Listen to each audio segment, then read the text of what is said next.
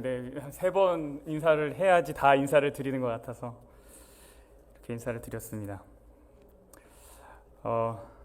제가 별로 이렇게 세련된 사람이 못 돼서 어떻게 첫 인사 말씀을 드려야 할까 계속 고민을 하였는데 적절한 인사의 말을 찾지 못했습니다. 아내랑 제가 지난 9월 이제 마지막 주 목요일에 정식으로 합회 부름을 받고 그리고 나서야 샬롯 교회에 부임하게 되는구나라고 사실 그때 처음으로 이제 확신하게 되었어요. 그리고 나서 그때부터 이제 앞으로 함께 지내게 될 우리 모든 분들을 관심 있게 이제 생각하게 되고 보게 돼서 이제 유튜브 영상도 이제 좀 보고 은퇴 감사 예배도 보고 그러고 나서 아내랑 제가 웃으면서 했던 얘기가 뭐냐면 전임 목사님에 비해서 모든 것이 부족한데 딱 잘하는 거 하나가 있겠다. 졸지 않고 운전하는 거 그것은 제가 할 수 있겠다. 근데 그거 말고는 너무 다 부족해가지고 근데 이 부족함을 계속 말씀드리는 것이 또 기도로 준비하신 또 여러분들과 하나님의 부름에 적절치 않은 것 같아서 어떻게 인사를 드려야 되나 그러던 중에 제가 작년 3월에 코로나 팬데믹으로 이제 교회가 문을 닫기 바로 직전 마지막 안식일 제가 이곳에서 집사 수양회를 1박 2일 동안 했었던 적이 있습니다. 근데 그때 우리 집사님들께서 그리고 우리 성도님들께서 정말 환하게 반겨주시고 또 격려해 주시고 또 응원해 주시고 했던 그 좋은 기억이 제게 이렇게 너무나 따뜻하게 있습니다. 그래서 그렇게 맞아주신 우리 모든 분들을 잘 섬기고 싶다라는 마음이 있습니다.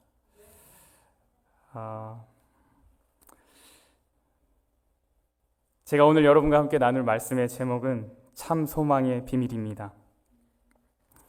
우리의 마음의 문제들 가운데 소망에 대한 부분을 한번 짚어보고 또 정리하는 것으로 또 성경적인 소망이 과연 무엇을 의미하는가 살펴보려고 합니다.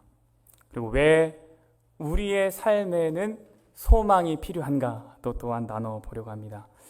우리 에베소서 2장 12절에 있는 말씀입니다. 에베소서 2장 12절에 있는 말씀을 함께 읽겠습니다. 에베소서는요 갈라디아서 뒤에 있습니다. 신약성경 갈라디아서 뒤에 있고요 2장은 1장 뒤에 있습니다. 에베소서 2장 12절입니다. 읽겠습니다. 그때에 너희는 그리스도 밖에 있었고 이스라엘 나라 밖의 사람이라 약속의 언약들에 대하여는 외인이요 세상에서 소망이 없고 하나님도 없는 자이더니 지금 바울이 뭐라고 얘기하냐면 세상에는 뭐가 없다라고 얘기합니까? 세상에선 뭐가 없다? 소망이 없다. 여러분 세상에 소망이 없습니까? 세상 사람들은 소망 없이 삽니까? 있죠. 있어요.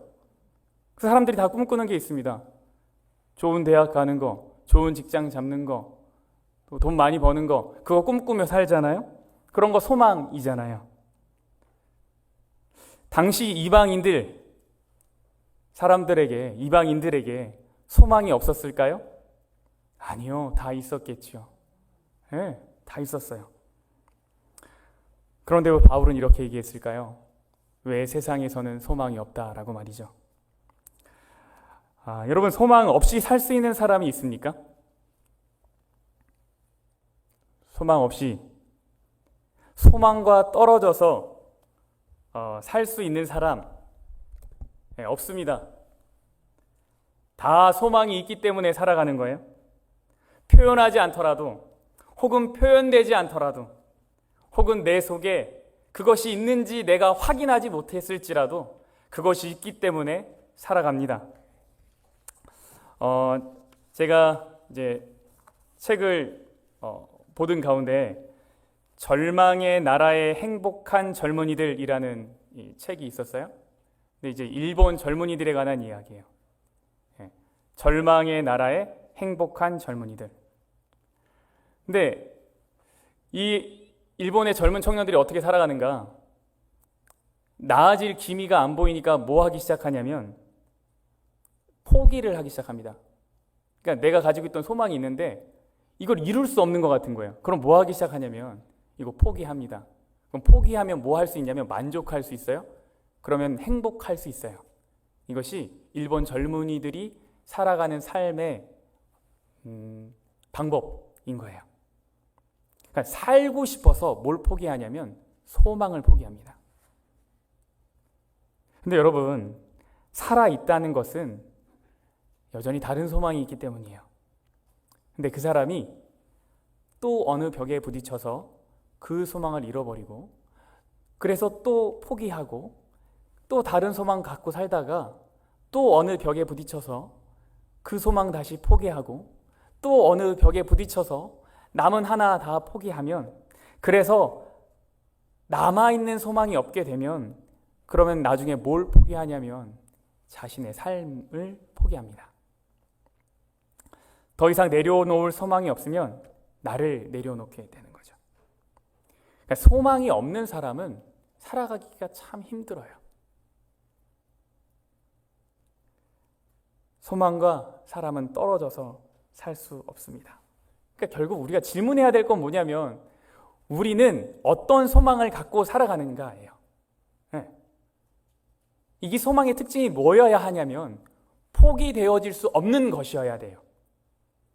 여러분 동의하십니까? 네. 오늘 우리가 하루를 살아가는데 어떤 소망이 있는가? 종종 어떤 사람은요, 희망이라는 단어랑 소망이라는 단어를 구분해서 사용합니다. 특별히 그리스도인들이 그렇게 이야기해요. 그래서 성경적인 희망을 소망이라는 단어로 표현하고, 그리고 그냥 방금 얘기했던 세상 사람들이 원하는 거를 희망이라고 구분지어서 사용하지만 사실 보통 일반 사람들에게 있어서 소망과 희망은 동일어입니다. 그래서 국어사전에서도 이것에 대한 구분이 없어요. 바울 시대의 이방인들에게도 소망이 있었습니다. 이방신들을 믿는 것으로 삶의 소망을 갖고 살아갔다라는 말이에요. 그런데 바울이 뭐라고 얘기했다 그랬어요? 소망이 없다. 그들한테는 소망이 없다. 세상에는 소망이 없다. 왜 그렇게 이야기했을까요? 결론부터 말씀드리면 세상의 소망은 한계가 있기 때문이에요. 그것이 굉장히 제한되기 때문이에요. 그리고 그것이 포기될 수 있기 때문이에요. 여러분, 로또 당첨되고 싶으신 분 손 한번 들어보실까요? 로또 당첨되고 싶은 우리 정직한 두 젊은이 감사합니다. 여러분, 로또 당첨되고 싶지 않으세요? 왜 안 되겠어요? 그거 있으면 교회도 큰 거 짓고 선교센터 짓고 내가 지원해주고 싶은 사람 지원하고 공부해주고 싶은 사람 공부 장학금 주고 할 수 있는 일이 얼마나 많아요. 로또 당첨이 소망인 사람이 있다고 한번 생각해 볼게요. 그는 그것을 사고 그것이 발표될 때까지 어떤 생각을 갖고 살까요? 꿈을 꾸고 살겠죠. 네. 아주 잠시 동안 행복할 수 있어요. 우리 군대에 있을 때 선임들이 저에게 얘기해 줬던 것 중에 하나가 뭐가 있냐면, 보호초 쓸 때 아니면 행군할 때 지겹잖아요. 4시간, 5시간, 6시간. 그럼 무슨 얘기 해주는지 아십니까? 야, 복권 당첨됐다 생각하고 그 돈으로 뭐 할지 생각하고 걸으라 그래요. 그럼 그때부터 그래요? 그러면 일단 우리 부모님 집을 좀 사드리고 그때부터 아주 막 교회를 한 몇 개를 지었다가 막 네. 로또를 산 사람 희망이 있습니까? 희망이 있다고요. 근데 문제는 뭐예요? 그것에 당첨될 확률이 없어요. 그리고 그것이 며칠 못 되어서 어떻게 돼요? 다 날아가 버려요. 이러한 소망은, 이러한 희망은 굉장히 한계가 있어요. 제한적이에요. 왜냐하면 그거는 근거가 없어요. 확률에 의존하기 때문입니다. 바울 시대에 이방 신들을 섬겼던 사람들 역시 이런 소망, 근거가 없는 소망을 가지고 있었어요. 로또 같은 거죠. 예전 로마의 묘비명들을 살펴볼 때 오직 그리스도인들의 묘비에서만 발견될 수 있었던 단어가 있었습니다. 그것이 뭐냐면 소망이라는 단어였어요. 로마의 핍박을 피해서 지하 동굴에 숨어 살았던 그리스도인들, 그들이 죽었을 때 자신의 묘비명에 적어놨던 단어, 소망입니다. 절망 가운데서 죽음을 넘어서는 소망 품고 살았어요. 그러나 동시대에 이방신들을 섬겼던 사람들의 묘비명에는 뭐가 없어요? 이 소망이라는 단어가 없어요. 그들이 의지하던 이방신을 통한 소망은요, 그들이 살아가고 있는 동안 아주 잠깐은 그들의 삶에 활력을 주고 자신의 욕심을 이루도록 하는 데 도움을 주었을지는 모르겠지만 그것이 실제적인 소망은 될 수 없었습니다. 여러분, 어느 누가 자신의 묘비명에 로또 당첨되기를 소망하다, 여기 잠들다 이렇게 쓴 사람이 어디 있어요? 네? 어제까지 마지막 한 장의 로또를 손에 쥐고 잠들다 뭐 이렇게 쓰는 사람이 어디 있어요? 없다고요. 왜요? 그거는 확률에 의존하기 때문에 그래요. 근거가 없기 때문에요. 근거가 없기 때문에 내 영원한 소망이 될 수가 없어요. 그러면 근거에 소망을 둔, 근거에 확실한 소망이 무엇이냐? 포기되면 안 되는 것, 포기될 수 없는 소망이 무엇이냐? 우리 여기에 우리의 삶의 소망을 두어야 한다라는 겁니다. 여러분, 세상의 흐름을 보면요, 우리 역사의 흐름을 보면 사람들은 끊임없이 소망을 추구하고 살았어요. 아까 말씀드렸다시피 소망 없는 인생 없어요. 소망을 끊임없이 추구하고 살았어요. 그 대표적인 역사의 흐름 가운데 하나가 뭐냐면 르네상스라는 겁니다. 르네상스라는 것은 유럽에서 1300년부터 1600년까지 중세 교회의 탄압으로 인해서 생겨났던 어떤 문화적인 운동 같은 겁니다. 그것은 철저하게 인본주의의 바탕으로 일어난 거예요. 르네상스의 말이 뭐냐면 프랑스 말로 이게 부활이거든요. 무엇을 부활시키는가? 예전에 그리스 시대 때 있었던 그 찬란했던 어떤 그 인문학적인 요소들, 이거 부활시키자 이거예요. 인간의 지력을 개발시키자 이거예요. 끊임없이 노력하자 이거예요. 그래서 인간 스스로 세상을 만들고 선하고 아름다운 것을 창조할 수 있다라는 것, 믿음을 갖고 살아가는 것, 이게 르네상스의 아주 기본적인 정신입니다. 결과적으로 얘기하면 인간의 지적인 능력과 통제 능력을 통해서 행복해질 수 있다라고 생각하는 거예요. 그런데 말씀드렸다시피 르네상스가 당시 중세 교회의 탄압 과정에서 생겨난 운동 같은 거예요.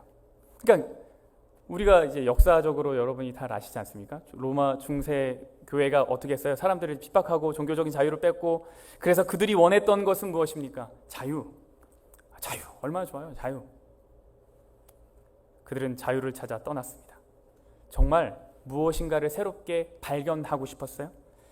그래서 그때 당시 있었던 대표적인 사건이 뭐냐면 신대륙 발견입니다. 인간이 가진, 그때 당시 자신들이 가졌던 환경에 대한 한계를 극복하는 거죠. 노력을 통해서 극복하는 거예요. 르네상스 운동은요, 인간의 지력을 깨우고 그것으로 더 나은 미래를 향해 나아갈 수 있다라는 믿음을 갖게 해준 것입니다. 그래서 끊임없이 노력하는 인간에게 뭐가 있다? 희망이 있다. 이것이 그들의 생각이었어요. 그리고 이러한 노력은 과학의 발달, 지식의 발달, 학문의 발달, 그리고 무슨 발달을 특별히 가져왔냐면 인쇄 기술의 발달을 가져왔습니다. 그래서 세상 모든 지식들이 통용되고 엄청나게 발전을 이루게 되었어요. 그런데 이러한 엄청난 그 발전들, 그리고 우리가 지금 누리고 있는 이런 것들이 사실 다 그 르네상스를 바탕으로 일어난 산물들이에요. 우리가 다 누리고 있는 좋은 것들. 그런데 20세기에 접어들면서 어떤 인간의 진보, 더 인간의 노력으로 나은 미래를 만들 수 있다, 희망이 있다라는 것에 대한 후회가 생기기 시작했습니다. 그것이 무엇인지 아십니까? 무엇 때문에 그런 일이 생겼을까요? 1, 2차 세계대전입니다. 사람들이 인간의 노력으로 더 나은 미래를 만들 수 있다고 생각했어요. 그래서 점점점 발달했어요. 그런데 그 발달된 것을 가지고 사람들이 뭐 하기 시작했습니까? 전쟁하기 시작했습니다. 정말 많은 것들이 무너지게 되었고 더 나은 인간의 노력에 대한 회의가 생겼어요.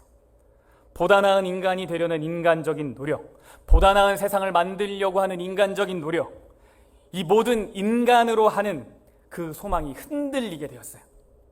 인간에게서 소망을 발견했다가 다시 인간을 통해서 소망을 잃어버리게 된 거예요.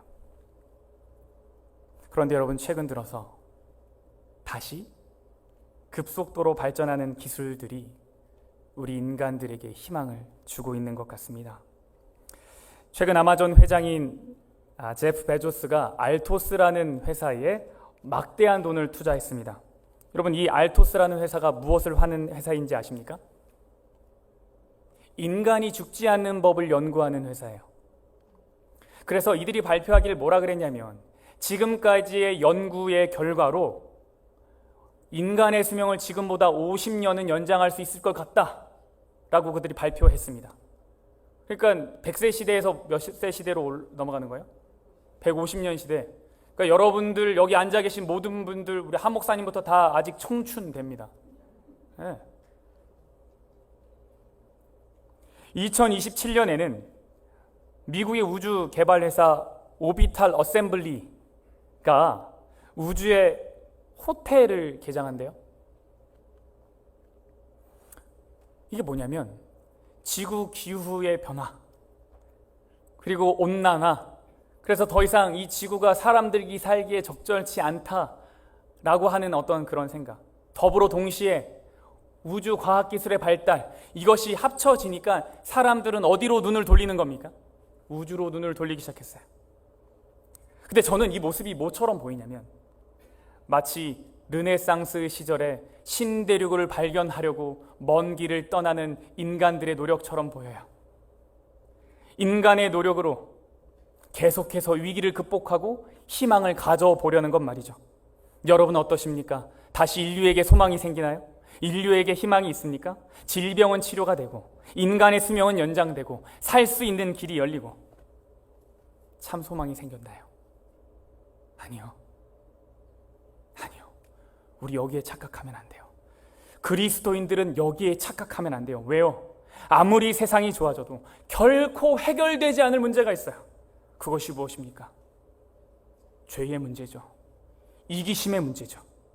인간의 완전함을 추구하던 자들이 전쟁을 통해서 결국 자신의 이기심을 채우려고 했던 그 죄의 문제. 이거 과학이 아무리 발전해도, 의료기술이 아무리 발전해도 해결할 수 없어요. 우리가 모든 기술의 발달을 지지하고 응원하고 노력하고, 그래서 우리 이웃들이 윤택해지고 사람들의 행복을 높여주고 필요합니다. 이거 해야 될 일이에요. 그러나 여전히 기억해야 될 것은 무엇인가 하면 거기에는 우리의 참 소망이 없다라는 겁니다. 그것으로 사람이 완전해지지 않아요. 죄의 문제는 해결되지 않았다라는 거예요. 그러므로 오늘날 인류가 소유해야 되는 참 소망은 무엇입니까? 그러므로 인류가 참 소유해야 되는 소망은 무엇이에요? 이 세상과 인간의 존재의 한계를 초월하는 소망이 필요한 거죠. 인간을 뛰어넘는 소망이 필요한 거죠. 단순히 인간의 노력을 뛰어넘는, 해결되지 않는 문제를 극복하게 해주는 모든 사람들이 품을 수 있으며 일시적이지 않고 영원한 소망 말입니다. 확률적인 거 말고요. 확실한 근거가 있는 소망 말입니다. 그러므로 우리의 소망은 자신의 성정, 죄의 문제를 해결하지 못하는 인간의 약속에 기초되어서는 안 되고, 오히려 우리의 죄를 정죄로부터 구원하시기 위해 오신, 우리와 세상을 구원하기 위해 다시 오시겠다고 말씀하시는 하나님의 약속 위에 기초되어야 하는 거죠. 하나님은 이 방법을 우리에게 보여주셨고 예수 그리스도는 그것을 실제로 이루셨어요. 저 그래서 하나님이 너무 좋습니다.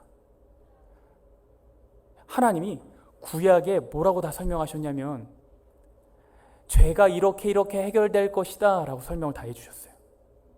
특별히 제사 제도를 통해서, 그죠? 그런데 예수가 오셔서 실제로 그거를 이루셨어요. 그러니까 세상에서 사람의 죄의 문제를, 인간의 죄의 문제를 먼저 방법을 보여주고 그거를 실제로 이루신 분은 없어요. 이거밖에 없어요. 여러분, 그래서 어떻게 예수 그리스도가 진짜 우리의 참 소망이 될 수 있는가 계속해서 좀 자세하게 살펴보려고 합니다.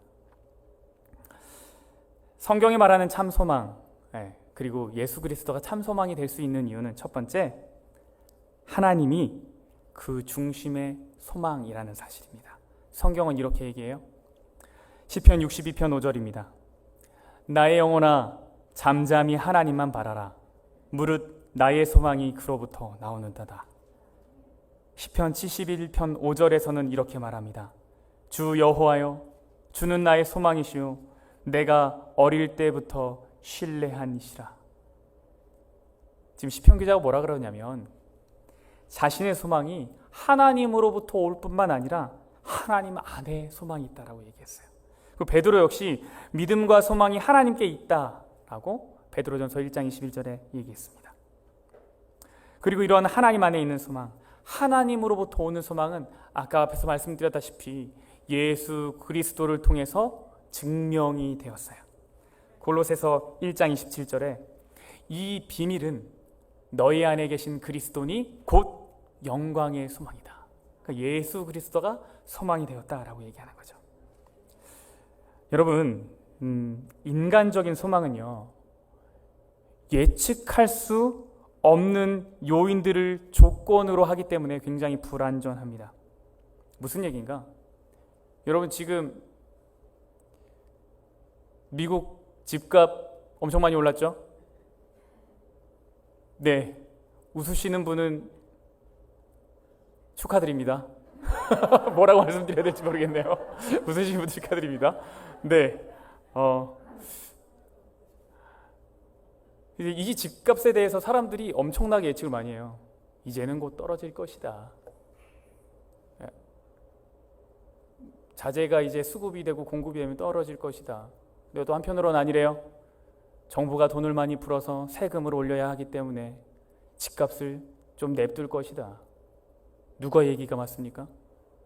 아무도 몰라요. 지금 세상 경제에 대해서 사람들이 예측하고 얘기합니다.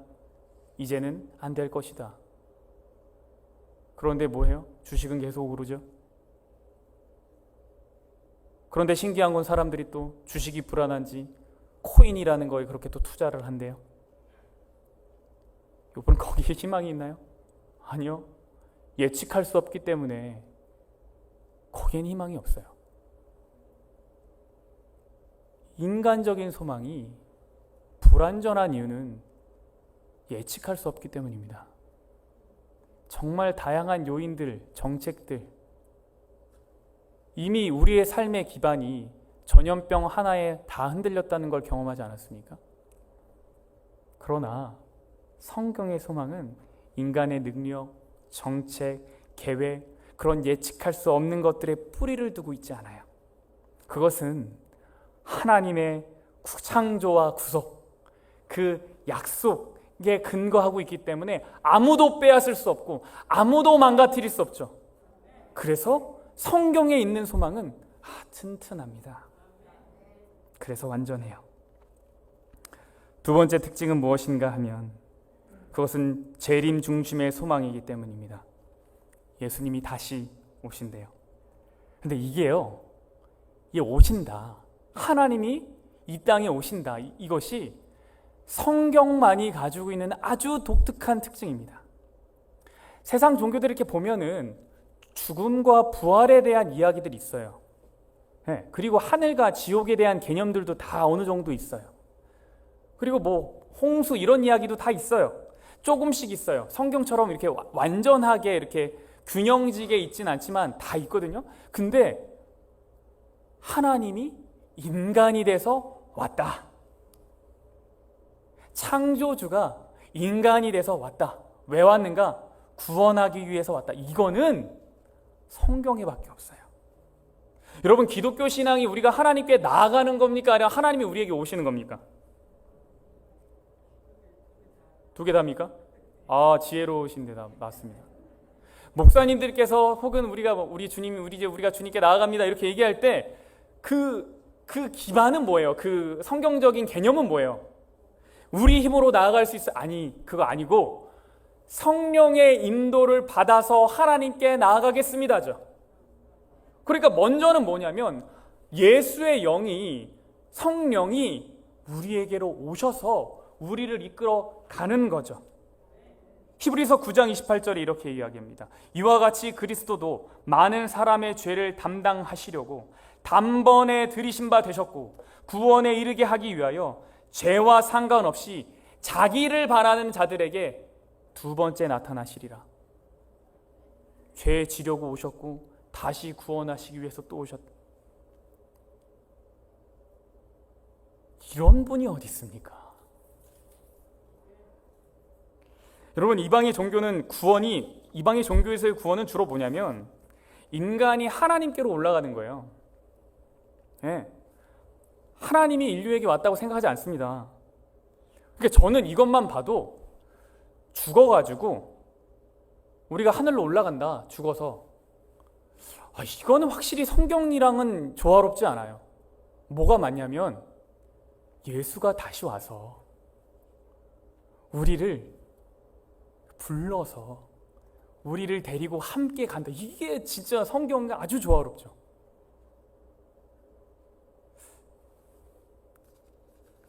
동의하지 않으십니까?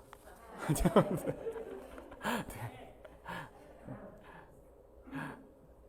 세 번째 성경의 소망은요, 저는 이래서 참 하나님이 좋고 성경이 좋은데 이거는 현재의 삶과 연결되어 있어요. 이게 무슨 얘기인가? 보통 인간의 소망은 언제 생기냐면 불확실함 속에 생기거든요. 그리고 필요에 의해서 생겨요. 집값이 자꾸 집값 얘기해서 죄송합니다. 제가 집 문제로 고민을 하고 있기 때문에 말씀드리는 게 아니라 그냥 원고를 준비했는데 그런 거예요.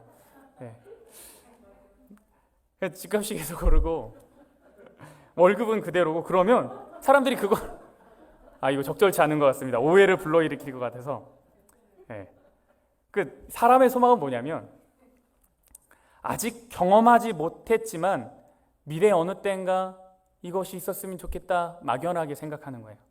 그러니까 지금 경험하지 못했기 때문에 하는 기대예요. 이것이 사람이 가지고 있는 소망입니다. 그런데 성경의 소망은 뭐냐면 하나님은 우리에게 소망을 어떻게 주시냐면 아직 경험하지 못한 것에 대한 소망을 주신 것이 아니에요.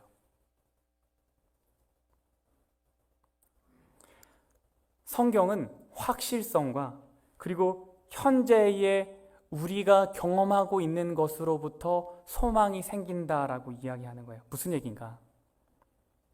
성경의 소망은, 참 소망은 어느 날 갑작스럽게 생기는 것 아니고 이 땅에서도 하나님이 경험하게끔 하는 것으로부터 생겨요. 그 대표적인 예가 뭐냐면 안식일이죠. 안식일. 하늘은 궁극적으로 우리가 하나님과 안식을 경험하는 곳입니다. 계시록 14장 11절에 보니까 우상을 섬기는 자들은 밤낮 뭐를 얻지 못한다? 쉼을 얻지 못한다. 그 얘기는 하나님을 섬기는 자들은 밤낮, 그러니까 영원토록 뭐를 누릴 수 있다?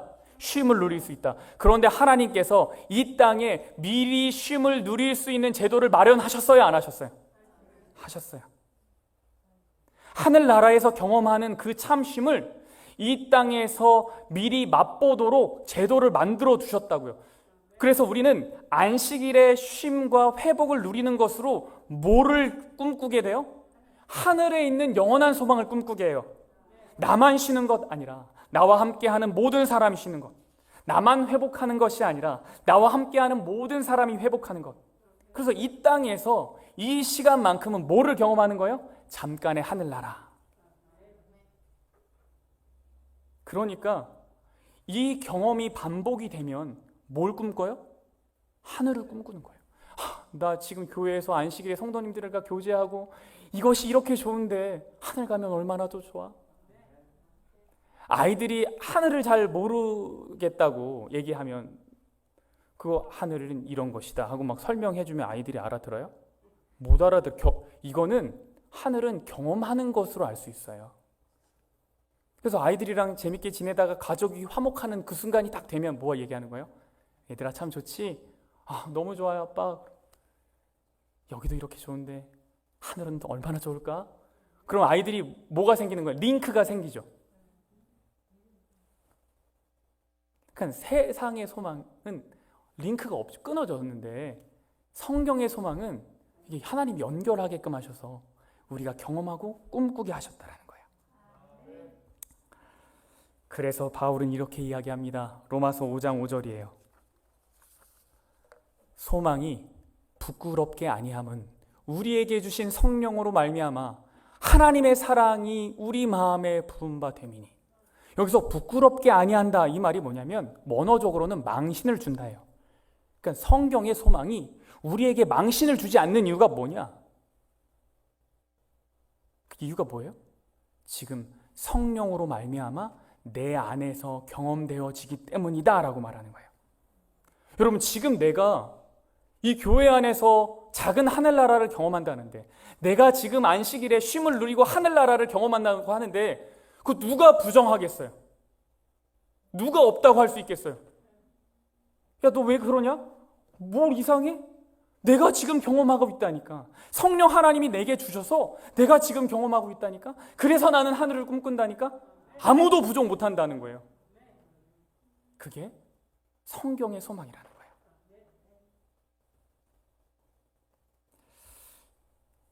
그래서 반드시 정말 좋은 소망은요, 연결되어 있어야 돼요. 지금의 내 삶과 연결되어 있어야 돼요. 그러니까 여러분이 좋은 꿈, 선한 꿈을 꾸잖아요. 그럼 내가 예를 들면 올해 열심히 공부해서 장학금을 꼭 받아야지, 굉장히 좋은 꿈 아닙니까? 이 꿈은 좋은 꿈이에요. 그리고 내 노력에 의해서 결과를 얻을 수 있는 꿈이죠. 그 꿈은 나의 오늘의 삶을 변화시킬 수 있어요. 참 소망은 연결되어 있어요. 근데 다시 로또 얘기를 꺼내보면 로또에 대한 소망이 오늘날 나의 삶의 행동에 변화를 줍니까? 그러니까 내일 내가 로또를 한 장 사고 나서 이거는 분명히 당첨이 될 것이야, 확실한 믿음을 가졌어요? 그 사람이 좋은 꿈을 꿨다고 해봅시다. 로또 당첨되면 기부해야지 라고 하는 사람이 지금부터 기부하고 다니냐고요? 안 해요. 만약에 어떤 사람이 로또 사고 기부한다고 하면 그 사람은 로또와 그냥 상관없이 기부를 하는 사람이에요. 그런데 우리가 하늘에 대한 소망을 품게 되면 뭐 하게 되냐면 이 땅에서 작은 하늘나라 만들고 싶어요. 네. 왜? 내 안에 있으니까 하게 된다고요. 좋은 소망은 뭐다? 오늘 나의 삶과 연결되어 있다. 그리고 마지막 특징은 이 소망은 아주 포괄적이다라는 거예요. 보통 인간의 소망은 부분적이고 변화할 수 있습니다. 그리고 우리의 삶에서 분리될 수도 있어요. 보통 아이가 처음에, 저희 아이가 남자아이가 3명인데 처음에는 장난감 자동차가 좋다고 하다가 다음에는 뭐가 좋다고 하냐면 게임기가 좋다고 하다가, 그래서 좀 있으면 뭐가 좋다고 할까요? 그럼 이제 뭐 또 좀 이제 크면은 이러겠죠. 제 아이도 제가 그랬던 것처럼 오토바이 하나만 사주세요. 뭐 그러겠죠. 그럼 이제 처음에 장난감 자동차 했다가 이게 안 보이고, 그 다음에 게임기 했다가 이것도 재미없고, 오토바이 하다가 재미없고, 그 다음엔 또 뭐예요? 차를 좀 사주세요. 이렇게 되겠죠? 그러니까 인간이 가지고 있는 인간적인 그 소망은 뭐냐면 계속 바뀌어요. 바뀌고 분리돼요. 그런데 성경의 소망 하나님은 어떤가 하냐면 이거는 한번 정하면 변하지 않아요. 내가 하나님을 소망으로 삼겠다. 안 변하네요. 안 변해. 이거는 크신 하나님에게 항구의 배의 닷처럼 아주 고정되어 있죠. 세상의 풍파 때문에 흔들리긴 하여도 떨어질 수는 없겠죠. 그래서 고린도전서 2장 9절에서는 이렇게 얘기합니다. 하나님이 자기를 사랑하는 자들을 위하여 예비하신 모든 것은 눈으로 보지 못하고 귀로 듣지 못하고 사람의 마음으로 생각하지도 못하였다 함과 같으니라. 하나님의 나라는 모든 것을 만족하는 거예요. 변화하지 않고 완전히 다 품을 수 있어요. 여러분, 오늘 우리는 인간의 소망에 대해서 함께 고민해 보았습니다. 그리고 무엇이 우리의 참 소망이 될 수 있는지, 그 소망은 무엇을 말하는지 생각해 보았습니다. 여러분, 인간의 노력이 우리의 소망이 되어서는 안 돼요. 인간을 기초로 한 것이어도 안 돼요. 결국 그것은 끝이 있기 때문입니다. 그래서 우리는 하나님 나라를 기다려야 하는 것이고, 그것이 곧 깨어있는 삶입니다. 깨어있다라는 것은 참 소망을 마음에 간직하고 사는 거예요. 그리고 참 소망과 그렇지 않은 소망을 잘 구별하는 삶입니다. 한 주간의 삶 가운데서 내 소망이 무엇인지를 돌아보고, 혹 내 안에 그릇된 소망이 다가올 때마다 이거는 영원하지 않지, 이것은 곧 무너지겠지 하고 잘 정리하실 수 있는 지혜로운 우리 모두가 되기를 바라면서 말씀을 마치겠습니다.